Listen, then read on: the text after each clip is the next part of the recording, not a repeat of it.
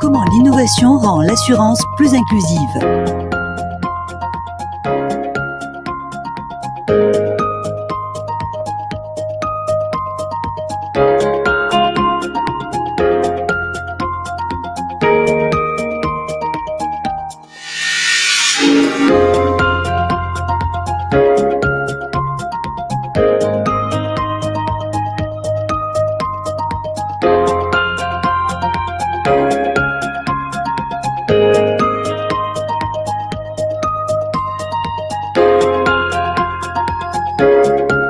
L'innovation rend l'assurance plus inclusive.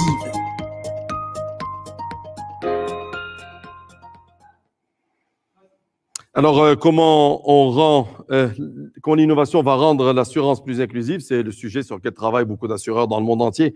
Don Forgeron nous l'a dit tout à l'heure, mais aussi ici à Casablanca et ailleurs dans le monde. Mais l'innovation passe aussi par la capacité d'un certain nombre de personnes à voir des opportunités en voulant créer des startups et en apportant de l'innovation. On a fait un focus en images sur un jeune start-upper et qui, lui, a osé imaginer qu'on pouvait apporter des solutions en innovant, en utilisant des outils de l'intelligence artificielle. Alors, on va découvrir ce que fait Tariq Daddi dans Kantev.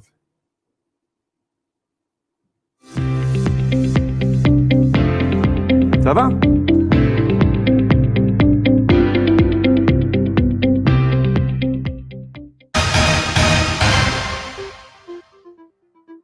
Kantev édite un logiciel qui exploite l'historique des remboursements des assureurs santé afin d'améliorer la qualité des données et apporter des recommandations d'action aux équipes opérationnelles.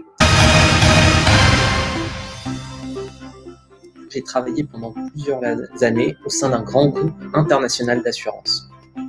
Ma mission en son sein était d'aider ces entités à travers le monde à réaliser leur transformation data et mettre en place des logiciels utilisant des algorithmes d'intelligence artificielle afin d'améliorer leur excellence opérationnelle et diminuer les dépenses.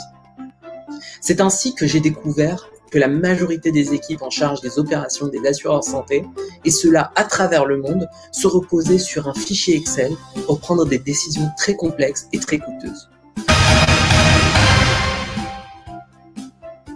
Les assureurs santé qui ont adopté notre solution ont vu une amélioration conséquente de leur excellence opérationnelle et de leur Combined Operating Ratio, une diminution moyenne de plus de 5% des montants sur tout le volume de remboursement, une amélioration de 20% de la célérité des processus des métiers ciblés, ainsi qu'une amélioration de la satisfaction client de plus de 25%, et cela est mesuré par le NPS ainsi que le ENPS employé.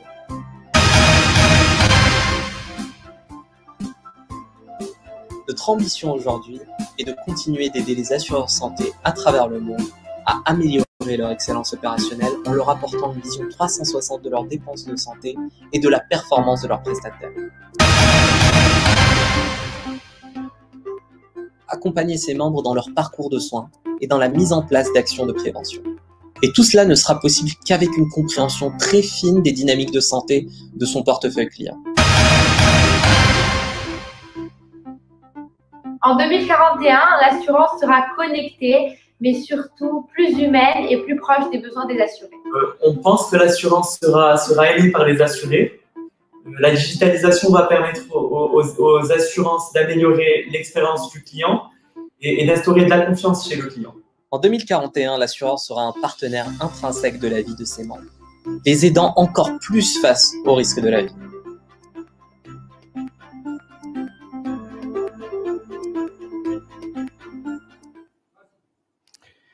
Comment l'innovation rend l'assurance plus inclusive? Évidemment, une des solutions, c'est de laisser des personnalités comme ce jeune entrepreneur venir avec des idées qui bousculent un peu l'establishment du monde de l'assurance et venir avec des solutions un peu différentes. On va en parler justement avec les différents intervenants que nous avons dans ce panel. Je voudrais les saluer et les remercier de leur présence. Antoine Denoy, vous êtes directeur général d'AXA Climate en France. Damien Guérou, vous êtes directeur général de BIMA en Malaisie. On va découvrir ensemble ce qu'est BIMA dans quelques instants. Mohamed Abdou Dassouli, vous êtes directeur général délégué de la MAMDA MCMA, qui est l'acteur dans le domaine agricole au Maroc. Et Serap Gonoujal, vous êtes le spécialiste principal du secteur financier au sein de la Banque mondiale. Thank you, Mrs. Gonoujal, for joining us, and thank you for being here, Marx. I'm really glad to see you. I'm really glad to see that you got the link and everything is okay, so we can discuss it a bit and try to get some thoughts from you. Je voudrais commencer par vous, Antoine Denoy. J'ai juste envie de vous dire très simplement, mais qu'est-ce que vous faites dans le monde de l'assurance? Ce n'est pas votre univers. Est-ce que vous êtes la personne qui vient apporter l'innovation, un parcours extrêmement riche chez Google, dans le monde de la technologie, un parcours aussi dans le marketing partenarial digital chez AXA, mais vous êtes aussi auteur, et ça j'ai envie de le regarder et de le lire, d'un ouvrage qui s'intitule Big Data, Smart Data, Stupid Data. La partie Stupid Data m'intéresse parce qu'on a beaucoup de monde qui se jette sur la data dans tous les sens. Alors, une question toute simple pour commencer. Est-ce qu'on peut réinventer le monde de l'assurance et en particulier pour favoriser l'accès à ceux qui n'ont pas accès? Alors, merci beaucoup. J'espère que vous m'entendez. Parfaitement. Superbe. Merci beaucoup de votre invitation. Alors, l'assurance est l'affaire de tous. Hein. Il n'y a pas de précaré. Même les entrepreneurs ont le droit de s'intéresser à l'assurance. Blague à part, AXA Climate, c'est cette idée un peu folle de réinventer l'assurance en partant d'un risque qui est le risque climatique. Et donc, AXA Climate, c'est une entité que j'ai lancée il y a 3 ans. On a à peu près 80 collaborateurs avec cette idée de traverser les différentes étapes de la chaîne de valeur assurantielle, assistance, assurance, investissement, avec un focus sur le climat, en se disant que par rapport à l'enjeu climatique, il faut réinventer nos produits, nos offres et la façon dont on les distribue sur le marché. Très concrètement, ça passe par une innovation dont j'ai envie de vous parler aujourd'hui, qui est l'innovation qui touche à l'assurance et notamment l'assurance paramétrique. Cette idée assez simple que demain, de plus en plus de produits d'assurance pourront déclencher des paiements au bout de quelques heures, quelques minutes, de manière automatique sur la base d'indices météo et d'indices climatiques. Ça peut être la vitesse du sol pour un tremblement de terre, ça peut être la hauteur d'eau observée depuis le ciel pour l'inondation ou la vitesse du vent pour des tornades ou des tempêtes. De plus en plus, on n'a pas des stupides data, mais des data très intelligentes et très utiles qui viennent du ciel et du satellite. Avec des satellites maintenant qui ont une résolution très très fine, qui nous permet de déclencher des paiements pour des populations, des agriculteurs ou des entreprises privées de manière automatique. Je pourrais, si vous le souhaitez, vous en donner quelques exemples. Une illustration, et j'ai envie de dire, parce que nous avons en image juste à vos côtés un des patrons de la MAMDA, qui est la compagnie d'assurance, la mutuelle dans le domaine agricole au Maroc, et je suis sûr qu'il prête oreille à ce que vous racontez. Alors, est-ce qu'on peut prendre l'exemple d'agriculture pour voir comment est-ce que tout ça peut avoir des implications dans le secteur agricole? Alors, c'est une très bonne illustration. Alors, je sais que la MAMDA fait énormément de choses aussi sur le sujet, donc je garde mon humilité. Mais tout ça pour vous dire que AXA Climate, on accompagne à peu près une dizaine de pays dans la protection de leurs agriculteurs. Et on le fait via un indice qu'on appelle un indice de sécheresse, qui est un indice qui permet de détecter à une résolution de quelques mètres l'humidité des sols. Et ce qui est chouette, c'est qu'on ne se contente pas juste de regarder l'humidité, on intègre la vulnérabilité de la céréale, de la culture.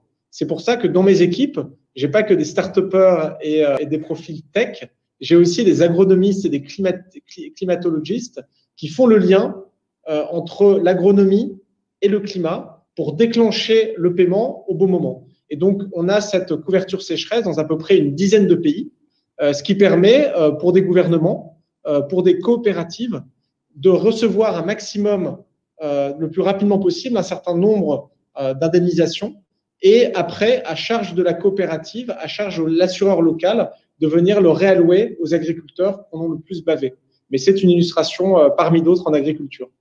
Est-ce que ça va plus loin que la gestion de la donnée, le déclenchement des paiements? Est-ce que ça peut aller jusqu'au métier lui-même? Alors, en fait, la beauté du paramétrique, c'est que ça entraîne beaucoup d'autres choses pour l'assurance. Le premier élément important, c'est que on peut maintenant, via les satellites et via les drones, pouvoir capter le sinistre. Au moment où il y a un événement climatique extrême, on peut envoyer des drones partout dans le monde, des satellites, et mieux comprendre le sinistre, de manière à peut-être pas payer tout de suite, mais en tout cas convaincre les assureurs qu'il y a bien eu un dommage et déclencher un premier montant. Et après, l'expertise peut venir sur le terrain et après, l'assureur pourra indemniser la somme totale. Donc, il y a un prolongement, on va dire, de ce type d'assurance pour venir transformer aussi les assurances classiques dommages que nous connaissons bien sur nos marchés. Et puis, le dernier point aussi important, parce qu'AXA Climate, c'est pas que de l'assurance paramétrique, c'est cette idée assez simple d'utiliser le satellite pour rendre aussi d'autres services à nos clients. Et donc, j'ai dans mes équipes une équipe 24 heures sur 24, 7 jours sur 7 qui surveille la météo. Donc, c'est vraiment une équipe des opérations qui surveille la météo jour et nuit et qui réveille nos clients quand il faut agir pour protéger les collaborateurs ou les actifs. Alors justement, est-ce que ces données, est-ce que ces informations, est-ce que vos outils vous amènent par exemple à intervenir, aider au déploiement d'équipements ou d'adaptation agricole en fonction des situations?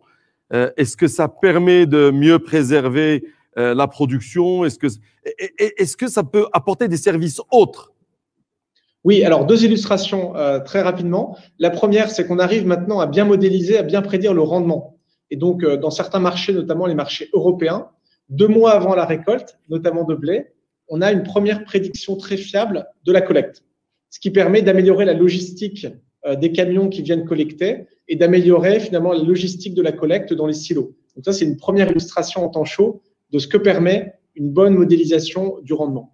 Et puis, le deuxième exemple, c'est l'irrigation goutte à goutte. Je pense que vous la connaissez aussi bien, notamment au Maroc, parce que il y a très peu d'équipements qui améliorent, on va dire, l'empreinte écologique et qui améliorent le rendement, qui font les deux, c'est très rare. Et l'irrigation goutte à goutte le fait. Et donc, on travaille à faire des bundles entre l'assurance climatique dont je vous ai parlé et ces équipements qui coûtent très cher à l'acquisition. Et donc, l'idée, c'est qu'on bascule dans un mode d'abonnement à ces équipements et que nous, AXA Climate, on sécurise le paiement par l'agriculteur ou la coopérative de ces paiements mensuels. Et s'il y a une sécheresse qui met à plat le rendement, que nous, on puisse intervenir pour rembourser le rendement à la place de l'agriculteur et la coopérative qu'on couvre. 2 illustrations hyper concrètes. Parfait, merci. Restez avec nous. Il se peut que j'ai des questions du public auxquelles je vous demanderai de réagir. Évidemment, vous pouvez nous envoyer vos questions. Moi, je les reçois grâce au travail fait par les modérateurs de l'équipe ici et on pourra donc, si le temps nous le permet, évidemment, faire réagir nos panélistes à ces sujets. Je viens à vous, Damien Guérou.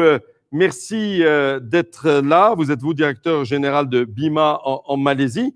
Est-ce que je peux me permettre de poser une question un peu personnelle? Vous êtes où actuellement? Alors, je suis en Malaisie, je suis à Kuala Lumpur en ce moment. Donc, c'est un peu tard le soir déjà chez vous? C'est pas grave, c'est avec plaisir. Merci beaucoup de venir apporter votre contribution à ce rendez-vous de Casablanca de l'assurance. C'est votre expérience, et en la lisant, je vous avoue que c'est une expérience non seulement amusante, mais en même temps impressionnante. Est-ce qu'on peut peut-être dire qu'est-ce qui vous a amené à créer BIMA et faire de cette notion d'assurance inclusive votre métier, votre quotidien?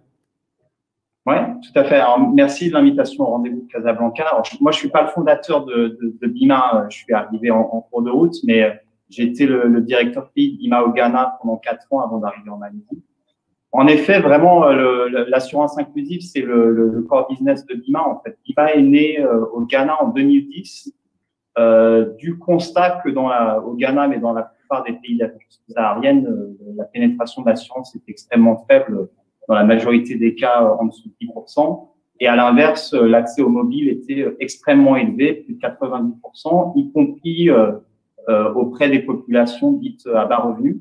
Et donc, BIMA s'est positionné en fait entre les opérateurs téléphoniques et les assureurs traditionnels, en s'intégrant aux opérateurs téléphoniques et en s'intégrant techniquement pour pouvoir bénéficier de leur plateforme pour la collecte des primes d'assurance, et avec les assureurs traditionnels pour bénéficier de leur expertise de gestion du risque. Et nous, on est arrivé donc entre les deux, en proposant aussi, en gardant en tête la simplicité, parce que on cible vraiment des gens qui n'ont pas eu accès à l'assurance jusqu'à maintenant, parfois des gens qui ne sont pas forcément alphabétisés, donc vraiment en tentant de faire des produits les plus simples possibles. Et donc voilà, ça nous a permis de créer des produits simples, en général avec des primes d'assurance de moins de 50 centimes d'euros par mois, qui sont déduites sur le crédit téléphonique, maintenant on utilise beaucoup de mobile money en Afrique. Donc, facilité de paiement. Journalier. Pardon? Donc, facilité de paiement. Tout à fait. Simplicité dans la relation. Et du digital aussi, c'est-à-dire que depuis le début, depuis 2010, c'est complètement sans papier, c'est fait de manière digitale avec une e-signature. Au-delà de l'innovation technique elle-même, dans votre cas d'utilisation du mobile, ce que vous nous expliquez il y a un instant, est-ce qu'il y a eu des innovations au niveau des produits? Vous nous disiez un produit à 50 centimes d'euros, mais est-ce qu'il a fallu que vous puissiez faire de l'éducation financière, expliquer, implémenter le produit, les rendre plus inclusives et assurer une rentabilité, évidemment, face au risque que vous assurez? Ouais, alors paradoxalement, la première innovation, ça a été vraiment d'être le plus simple possible, encore une fois en fonction de la population ciblée. Ah, on ne vous entend plus. Pardon. Voilà, allez-y. Voilà, de créer des produits extrêmement simples avec très peu d'exclusion. Après, par la suite, il y a d'autres innovations peut-être un petit peu plus sophistiquées qui sont arrivées. Peut-être une bonne illustration, c'est la diversification de l'IMA dans la télémédecine. En fait, dans le processus de servir nos clients sur l'assurance hôpital, on s'est rendu compte qu'avant que nos clients arrivent à l'hôpital, il y avait extrêmement d'obstacles auxquels ils devaient faire face. Le premier étant le manque d'accès à des docteurs qualifiés. Et donc, on a décidé de lancer notre propre service de télémédecine en donnant accès à nos clients à des médecins qui travaillent pour l'IMA, 24 heures sur 24 par téléconsultation.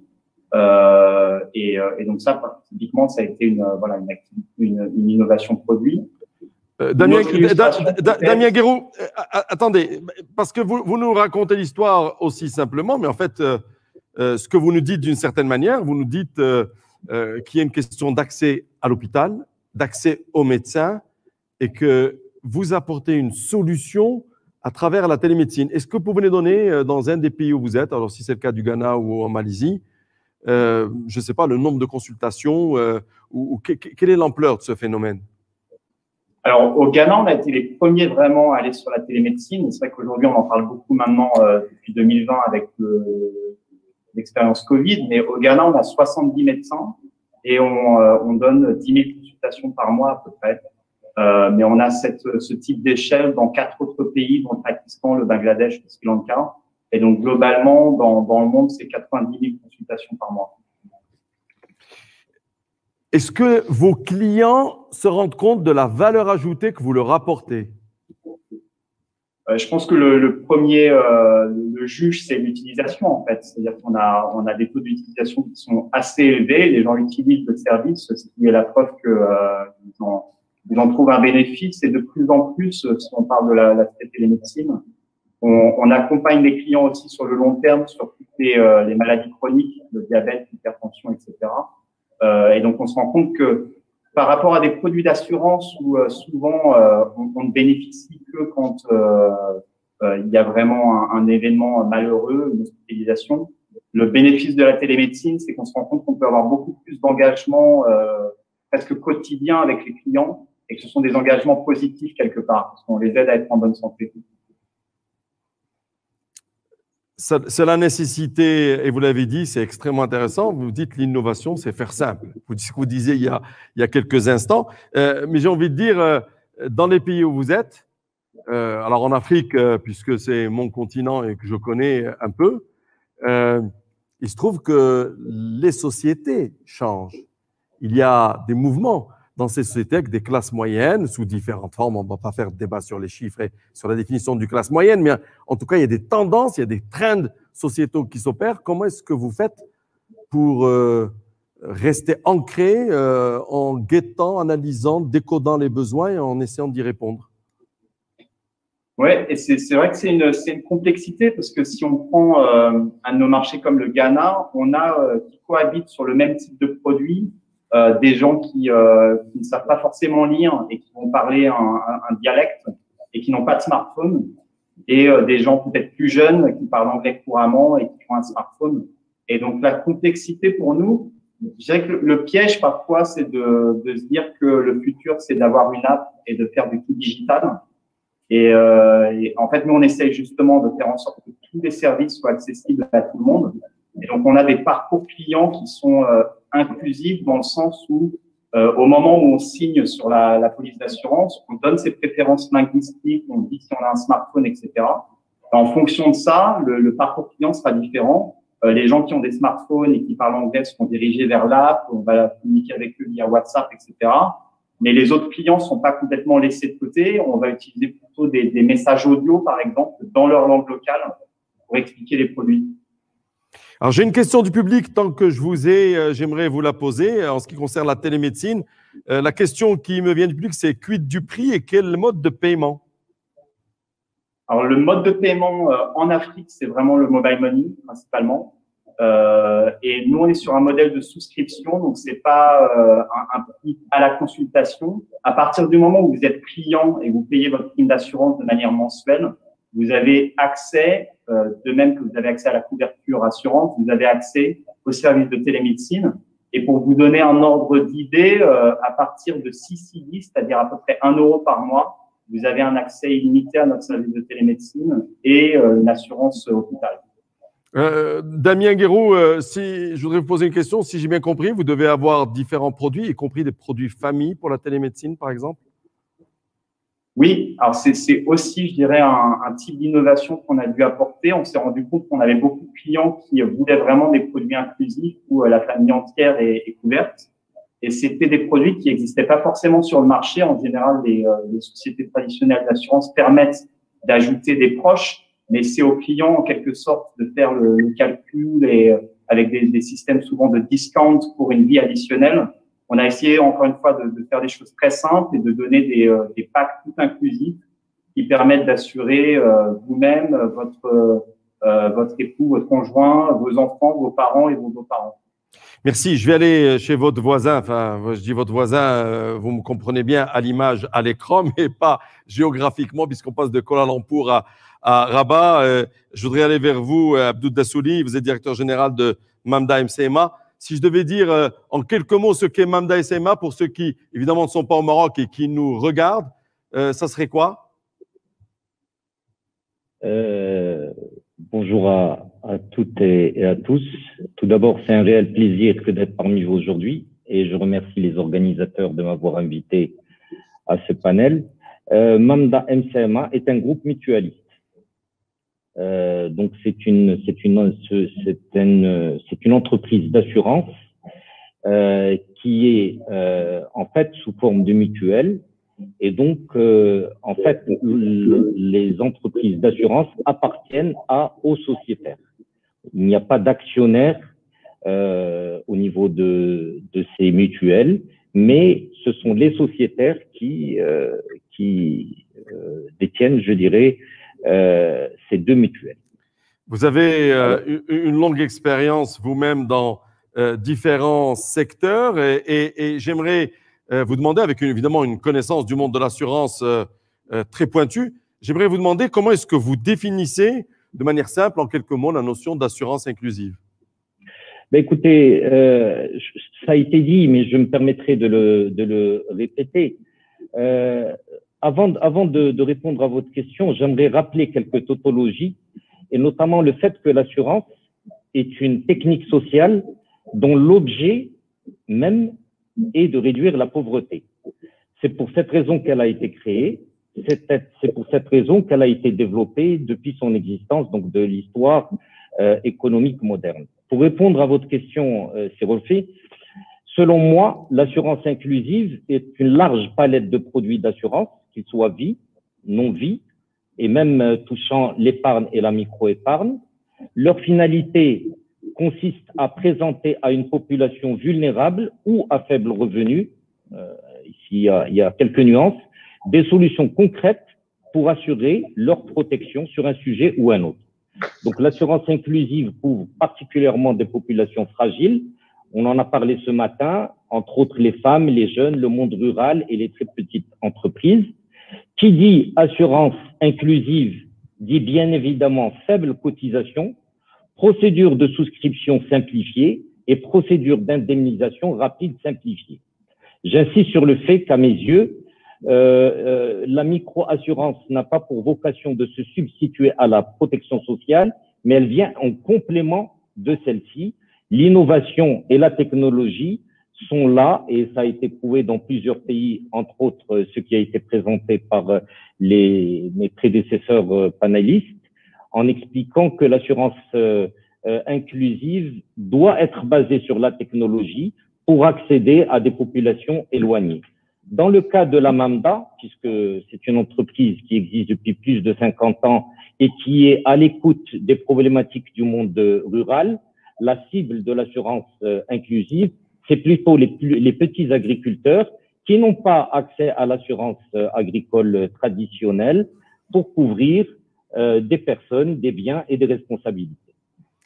Est-ce que votre expérience de travailler avec des petits agriculteurs, il faut le dire, qui viennent du morcellement de l'agriculture et en tout cas des terrains, vous a amené à développer une meilleure démarche d'inclusivité pour ce type de population, ce type de public? Bien évidemment, sur différents sujets, que ce soit comme ce qui a été dit tout à l'heure au niveau des risques agricoles et des risques climatiques, mais aussi sur des risques, je dirais, de soins de santé et d'hospitalisation. Je pense que nous avons une expérience connue et reconnue. Nous intervenons sous deux leviers. Le premier, c'était initialement, je dirais, le plan Maroc Vert et son successeur, le plan Green Generation, mais aussi nous travaillons d'arrache-pied sur la stratégie nationale d'inclusion financière. Concernant, par exemple, le produit risque climatique, et qui touche, nous couvrons à peu près 1 million d'hectares et 50 000 agriculteurs. C'est un produit qui est commercialisé qui démarre à partir de 16 dirhams l'hectare et qui est subventionné à 90% sur je dirais, ce niveau-là, parce que le produit est simple, il est lisible, il a des garanties qui sont tout à fait claires et compréhensibles par les petits agriculteurs, nous avons capitalisé une expérience incontestable pour pouvoir nous rapprocher et leur faire souscrire des contrats et ensuite les indemniser dans des délais excessivement rapides en utilisant la technologie. On en a parlé tout à l'heure. Nous sommes partenaires de sociétés dans l'imagerie satellitaire, dans la technologie drone, pour pouvoir suivre déjà une campagne agricole, mais aussi missionner des experts équipés de tablettes pour pouvoir rapidement nous donner la situation, estimer les rendements, attendre la déclaration communale qu'une commune est sinistrée vis-à-vis d'un risque sécheresse. Alors, je rappelle que le risque sécheresse représente 41% du risque climatique au Maroc. Oui. Cette année, avec la grâce de Dieu, il a plu, mais nous avons vécu plusieurs années très compliquées. Là où la technologie nous aide au niveau de ce produit de risque agricole, c'est que quand une commune est sinistrée, automatiquement, nous déclenchons le processus d'indemnisation. L'agriculteur, le petit agriculteur, n'a pas d'obligation pour se présenter dans un bureau et déclarer son sinistre.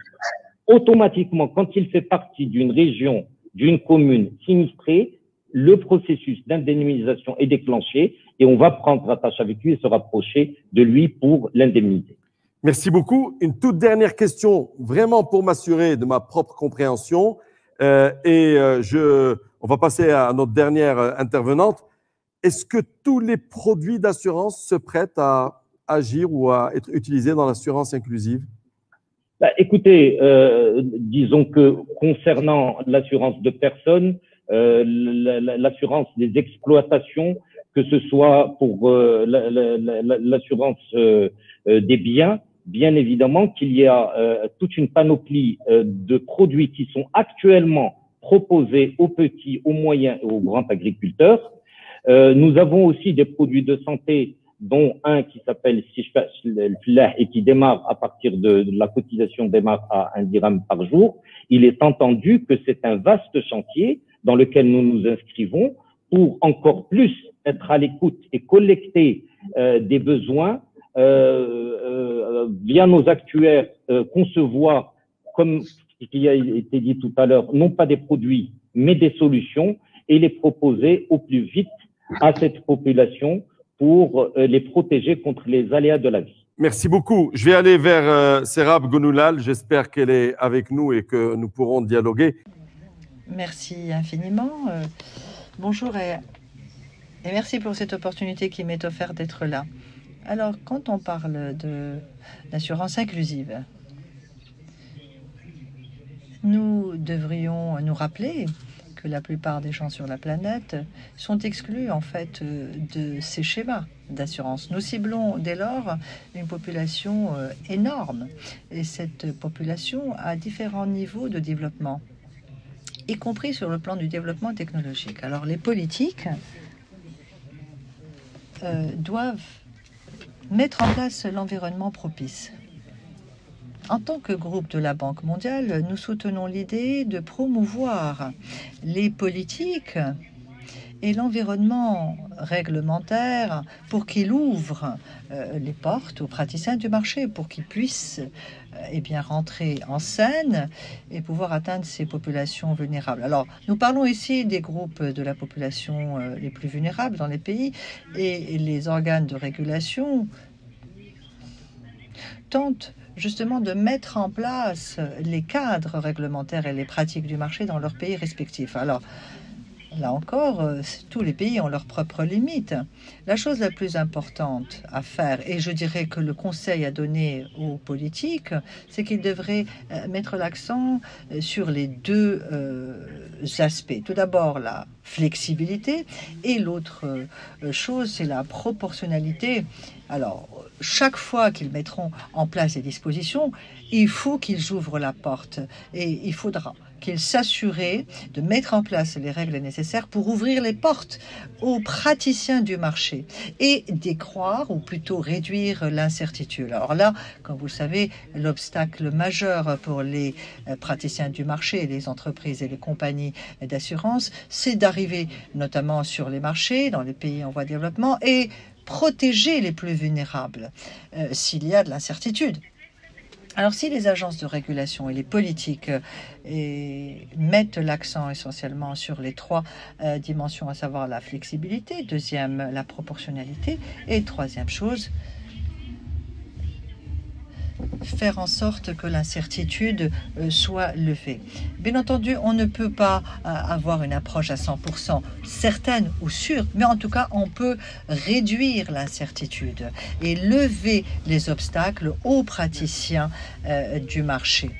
Alors, le cadre réglementaire pourrait impulser l'assurance inclusive et pourrait dès lors booster et soutenir des approches innovantes et même des réflexions et pensées innovantes pour atteindre ces populations. Alors tout cela veut dire que les États, le secteur public en l'occurrence, doit travailler main dans la main avec les régulateurs et les compagnies d'assurance que vous appelez les praticiens du marché, n'est-ce pas, pour appréhender les besoins des groupes vulnérables avec les moyens qui sont et les outils nécessaires. Alors, quels que soient les outils, nous devons travailler ensemble.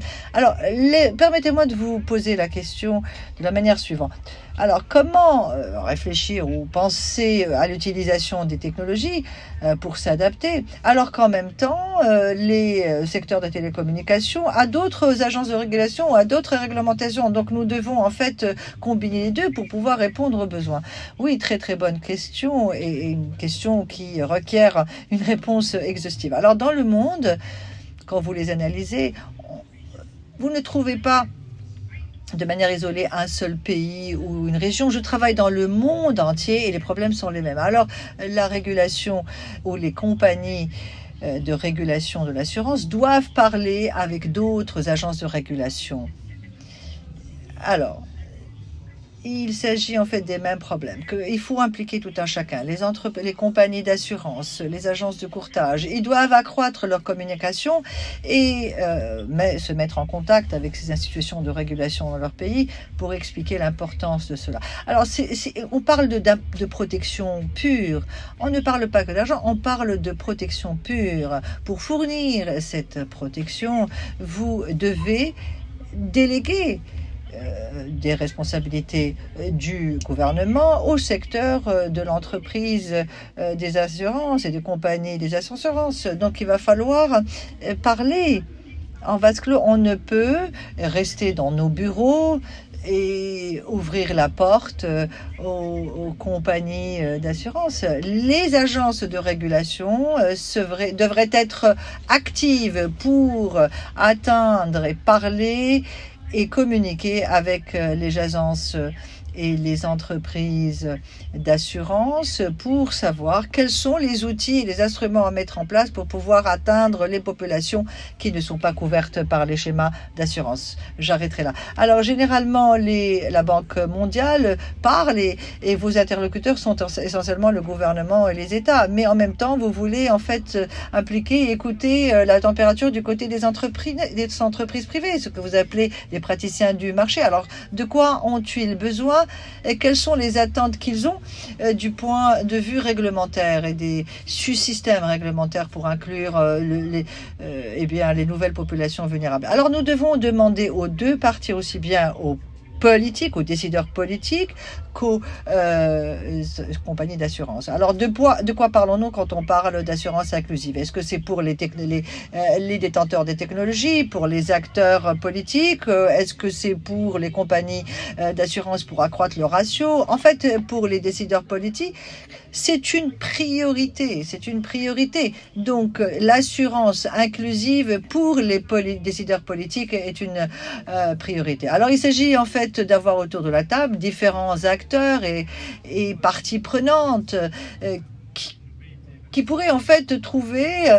ou mettre en place des solutions régulatoires et réglementaires plus adaptées et plus inclusives. Oui, effectivement, il faudrait avoir un vase communicant entre les décideurs politiques et les compagnies d'assurance. Donc l'association devrait effectivement mettre en pratique et traduire les politiques sur le terrain. Et sans les compagnies d'assurance, on ne peut les mettre en pratique. Vous pouvez avoir des cadres réglementaires excellents, d'excellents produits adressés aux compagnies d'assurance, mais si les praticiens du marché ne sont pas impliqués dans la mise en œuvre, on ne peut rien atteindre. Merci. J'ai une dernière question, si vous le permettez. Nous avons enregistré un peu de retard et nous devons rester un peu dans le temps imparti. Mais vous savez, la question est, vous savez que les PPP, le système de partenariat public-privé est un peu impatient ou a été mis en place dans plusieurs régions du monde, y compris dans les pays d'Afrique. Comment ce système PPP peut amener davantage d'inclusion, notamment dans le secteur de l'assurance, pour impacter davantage les gens favorablement? Merci, monsieur le modérateur, c'est une excellente question. Alors, les PPP est ce qu'on appelle le système qui marche de manière la plus efficace et qui travaille essentiellement sur les risques liés aux catastrophes naturelles, aux risques liés au climat. Alors, quand on analyse les PPP les plus couronnés de succès, notamment dans le secteur de l'assurance, vous verrez clairement que beaucoup de ces PPP mettent l'accent sur la gestion des risques liés aux catastrophes naturelles et risques liés au changement climatique. On parle de sécheresse, d'inondations, de tremblements, peuvent être gérés ou plutôt ne peuvent être gérés sans l'implication du gouvernement, notamment à travers les subventions. Et bien entendu, les subventions ne sont pas la solution unique pour mettre en place l'assurance inclusive. Qu'est-ce que cela veut dire, l'assurance inclusive? C'est que des gens n'ont pas d'assurance. Soit ils ne peuvent se le permettre financièrement ou pour d'autres raisons, ou n'ont pas eu l'information et on n'a pas assez communiqué. Mais in fine, les gens ont besoin de communication. Et donc les gouvernements, dans le cadre des PPP, devraient mettre en place les subventions nécessaires pour pouvoir atteindre les groupes vulnérables. Alors c'est effectivement un excellent choix, les PPP, pour atteindre les populations les vulnérables, tant pour les catastrophes naturelles et risques liés au climat et autres. Merci beaucoup. Messieurs, je suis au-delà du temps qui m'est normalement donné, mais je voudrais quand même en profiter pour poser les questions. J'ai des questions du public, alors j'en prends deux. J'en ai une pour Antoine Denoy, qui est directeur général d'AXA Climate. Monsieur Denoy, la question est la suivante. Quels secteurs d'activité pourront bénéficier dans l'avenir de l'assurance paramétrique en dehors de l'agriculture? Quelle réponse vous avez envie d'apporter à cette question? Alors, en fait, ça s'applique à tous les secteurs sur le mécanisme. Dans la réalité, les secteurs qui achètent ce type de couverture sont des secteurs qui sont très impactés par le climat. Donc, l'assurance paramétrique, c'est pas un sujet d'optimisation du chiffre d'affaires, par exemple des ventes de bière ou des ventes d'alcool par rapport à la température. On est vraiment sur des secteurs critiques qui sont sévèrement impactés par le climat. Donc, il y a l'agriculture, il y a évidemment l'énergie, il y a évidemment l'industrie et il y a le transport qui sont des secteurs majeurs très impactés par le climat pour lesquels l'assurance paramétrique fonctionne. Merci pour cette précision. Damien Guérou, j'ai une question pour vous d'un des participants, une des participantes, qui nous demande comment les clients obtiennent les polices d'assurance. Alors, je comprends bien que la question, elle est dans un monde d'avant où il faut aller signer un papier dont on ne lit jamais les pages derrière où c'est écrit en tout petit, il faut poser sa signature. Et là, la question, c'est comment on fait pour s'assurer que le client va bien signer ces polices d'assurance, en tout cas obtenir le document papier de ces polices d'assurance. Alors, si la question c'est nos moyens de distribution, je dirais qu'on a plusieurs piliers, mais globalement on a des agents de terrain qui sont dans la rue. La question est plus comment on obtient la police d'assurance elle-même. D'accord. Alors, par SMS, il y a un lien qui est envoyé avec les détails pour les gens qui n'ont pas de smartphone. C'est par SMS, oui. C'est une version très simple de la police. Et pour ceux qui ont un smartphone, il y a une application et il y a aussi tout un parcours sur WhatsApp où il y a une carte qui est envoyée, mais ensuite il y a aussi un parcours d'introduction au produit avec des vidéos qui vont expliquer vraiment comment se servir de la police. Merci pour cette réponse. Madame, messieurs, merci beaucoup pour votre contribution. Ce fut un plaisir d'échanger avec vous. Nous allons dans quelques minutes reprendre la suite de nos travaux avec un keynote speaker qui est Suzanne Nelly, qui est la présidente et CEO de l'American Council of Life Insurers. Et donc, les discussions, que ce soit pour le keynote speaker ou le panel qui va suivre, seront menées par Yousr Tiazi. Merci de votre invitation et bon courage pour ce rendez-vous de Casablanca de l'assurance. Merci.